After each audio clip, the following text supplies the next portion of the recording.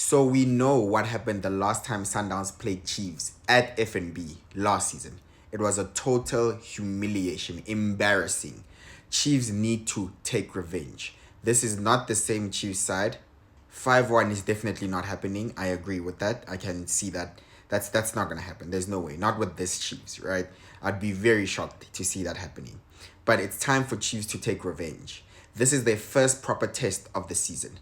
For me, Sundowns need to show that they are far superior than Chiefs, that it's not going to take a couple of games, 2 games and a new coach for Chiefs to get to their level and match them on the day. I mean, anything can happen on the day, but come on.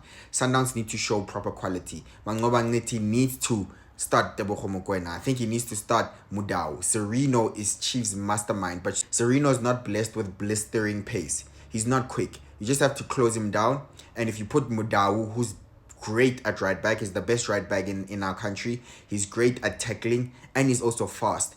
I don't know what Sereno can do effectively on the left-hand side if he's up against Mudau. So I think if Mangobangniti makes that change, he sorts out Sereno on the left pretty quickly. I think what would need to happen is for Sereno to play more in the middle, more in the number 10 role, so he can have more space, to find his space, to find the freedom to play wherever he wants, to roam around the field. I think that's the best way Chiefs can get something in attack. Obviously, the game is going to be very different, 2 different styles of play. Sundowns like possession. Sundowns wants to keep the ball and control the game, while we know Chiefs, based on the 2 fixtures that we've seen, they are pressing high. They are very energetic. They literally play the football at a fast pace. They play on the counter attack.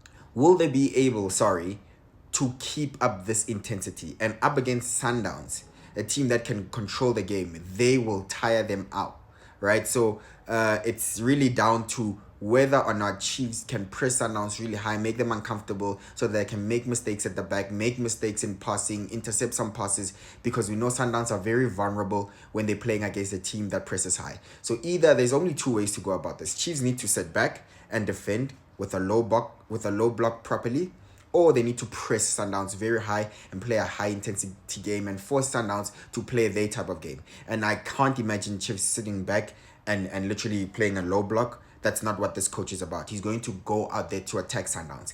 It's going to be risky because they could be punished on the counter-attack. Sundowns are the best technical ball-playing team in the PSL.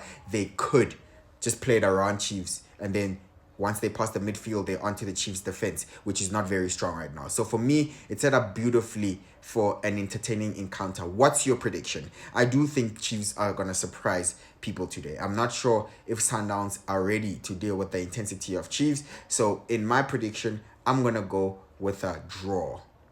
And I think it's 1-1 or 2-2.